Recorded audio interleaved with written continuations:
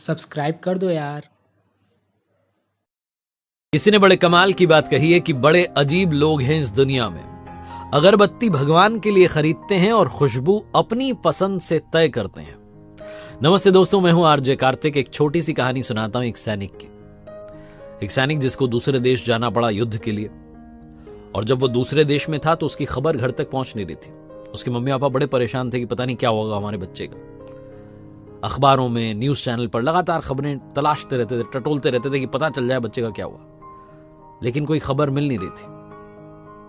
करीब 1-2 महीने के बाद में फाइनली अखबारों में आया, न्यूज चैनल में आया कि वहां युद्ध समाप्त हो गया।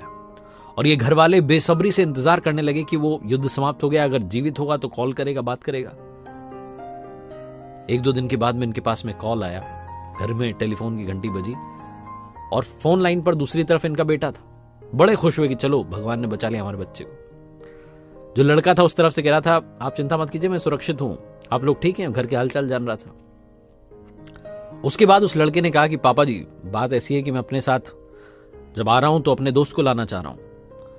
तो घर वाले तो बड़े खुश थे कि बच्चा सुरक्षित। उन्होंने कहा हाँ ले आओ अपने दोस्त को। मम्मी पापा दोनों की आवाज आ रही थी कि बेटा लेके आ जा, कोई दिक्कत नहीं है। लड़का कहने लगा मेरी पूरी बात तो सुनिए, वो जो दोस्त है मेरा हमारे साथ ही रहेगा अब हमेशा।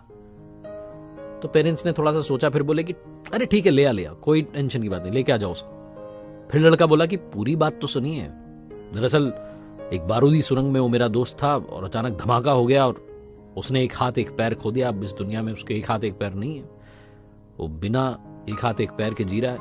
तो उसको मैं अपने घर लेकर आ जाऊं, हमेशा हमारे साथ रहेगा।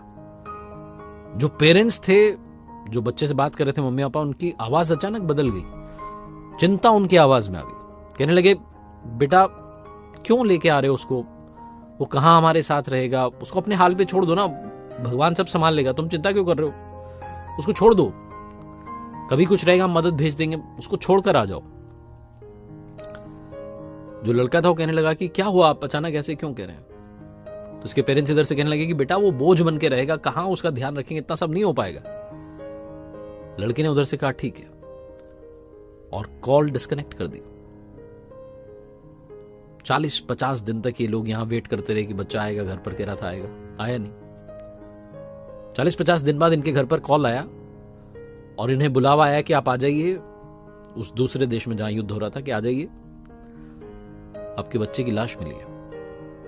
रोते बिलखते ये पेरेंट्स वहां पहुंचे। इन्हें बताया गया कि आपके बच्चे ने छत से कूद करके जान दे दी, सुसाइड कर लिया। जब मुर्दा घर में पहुंचे तो लाश देख करके सन्न रह गए। इनके बेटे के एक हाथ एक पैर नहीं था।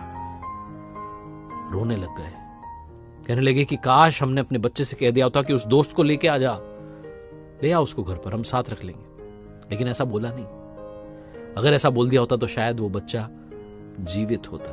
वो बच्चा दरअसल जानना चाह रहा था कि उसके पेरेंट्स कैसे रिएक्ट करते हैं, लेकिन पेरेंट्स ने कहा उसको क्यों ला रहा है, वो बोझ बन के रहेगा। ये कहानी उन मम्मी पापा की और उस बच्चे की नहीं है, सबकी कहानी। आज के जमाने में बहुत सारे लोग ऐसे हैं जो फायदा देख करके रिश्ता बनाते हैं, बड़ी प्रैक्टिकल सोच रखते हैं। उन्हें लगता है कि बोझ होगा, क्या करेंगे, रिश्तों में फायदा ढूंढते हैं, अपने हिसाब से रिश्ते बनाना चाहते हैं। जहां कोई कमी हुई उसको दूर कर देते हैं। कमी हर इंसान में है। कमियां ढूंढने लगेंगे तो शायद प्यार नहीं कर पाएंगे। प्यार उनसे भी कीजिए जिनमें कमी है। दिव्यांगों की बात करें तो उनसे भी प्यार कीजिए, उससे भी प्यार कीजिए जो आपसे पैसे में कम है। प्यार कभी भी ऊंच नीच भेदभाव नहीं देखता है। प्यार प्यार होता है और मोहब्बत हमेशा दिल से की जाती है। यही इस कहानी का मैसेज है। बहुत ही गहरी बात है, लेकिन ये कहानी हमें सिखाती है। एक बार फिर से कहना चाहता हूं, जो अक्सर आपसे कहता हूं, कर दिखाओ कुछ ऐसा कि दुनिया करना चाहे आपके जैसा। याद रखिए, हर सोमवार सुबह 9:30 बजे मेरे साथ देखिए एक नई कहानी।